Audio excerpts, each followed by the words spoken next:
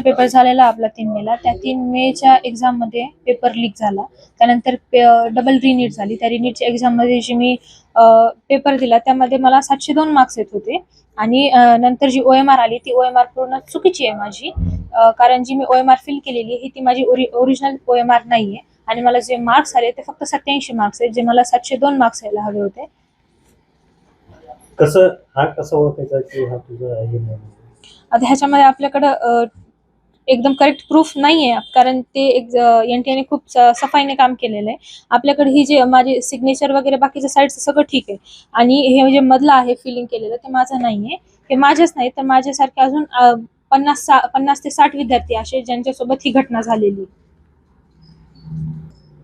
माझी सरकारकडे एवढीच मागणी आहे की हे जे OMR आमची जी आहे ती ओरिजिनल द्या. आमचे जे ओरिजिनल मार्क्स आहेत ते ओरिजिनल मार्क आम्हाला द्या. हे फ्रॉड मार्क्स आम्हाला नको आहेत म्हणून. माझं नाव पवार ज्ञानेश्वर आहे. निकाल बघून एकदम शॉक आहोत आम्ही, विद्यार्थी पालक सर्व शॉक आहोत. NTA निकाल हा संन्याशाला फाशी अशी गोष्ट आहे. काय मागणी? तर आपली सरकारकडे एवढीच मागणी आहे की NTA हे टोटल बाद आहे. त्यांना हे पण कळत नाही की OMR शीटवर जो नंबर आहे तोच त्या विद्यार्थ्याचा आहे का, आणि जो हॉल तिकीटवरचा नंबर आहे, नाव आहे, ह्यात सुद्धा बऱ्याचशा तफावत आहेत. बीडमधील आमचा एक संपर्क झाला असता त्यांचं असं म्हणणं आहे की विद्यार्थ्याचा फोटो आहे, साईन त्याची आहे, पण नाव दुसरंच आलंय.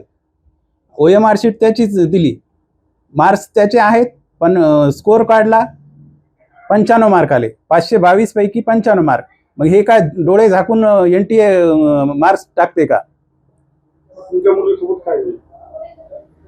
702 ज्यावेळेस तिने पेपर दिला, NTA जो पेपर दिला, नीटचा पेपर दिला, त्यावेळेस 702 मार्क येत होते. त्यांची जी ऑफिशियल आन्सर की आली त्याच्यानुसार 702 मार्क्स होते. पण ज्यावेळेस OMR शीट आली ती 13 तारीख ते 15 तारीख चॅलेंजिंगचा त्यांनी पिरियड दिला होता, 11 वाजेपर्यंत, 15 तारखेला 11 वाजेपर्यंत. पण आपल्याला उशिरा म्हणजे एकदम 10 ते 11 तास लेट, रात्री 10:30 वाजता आली आणि आल्याच्या नंतर एक 10-20 मिनिटच्या आतमध्ये ती परत डिलीट केली त्यांनी. त्याला आपण नंतर मेल वगैरे केला पण ते काय ॲक्सेप्ट करेना. मग दुसऱ्या दिवशी नेक्स्ट डे त्यांनी डायरेक्ट रिझल्ट टाकला. रिझल्ट असा होता की तो बघून शॉक, काहीच समजत नव्हतं काय करावं ते. तर शासनाला एवढीच विनंती आहे, जी OMR शीट ओरिजिनल जी आहे, माझ्या मुलीने जी सोडवलेली आहे ती प्रश्नपत्रिका तुम्हीच घ्या. प्रश्नपत्रिकेवर जे टिकमार्क केलेले आहेत त्याच्यानुसार OMR शीट मला लाईव्ह मध्ये बघण्यात यावी एवढीच विनंती आहे. माझं नाव अनिल कुमार बाबूराव पवार.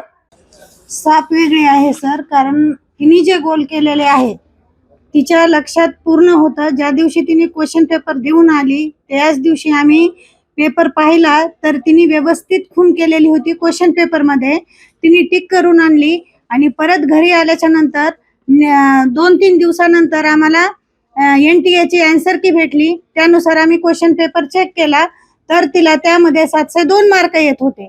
परंतु ही जी OMR आली आहे ती चुकीची पूर्ण गोल केलेली आहे. माझ्या मुलीचं त्या गोलच्या बाहेर बिलकुल जात नाही हे मी कन्फर्म सांगू शकते, कारण मी स्वतः तिचा पेपर सोडून घ्यायचे, तिला वारंवार सांगायचे. आज दुसरीपासून ती MTS ची परीक्षा सुद्धा अशाच पेपरवर दिलेली. त्याच्यामुळे मला 100% गॅरंटी की हा गोल पूर्ण चुकीचा आहे.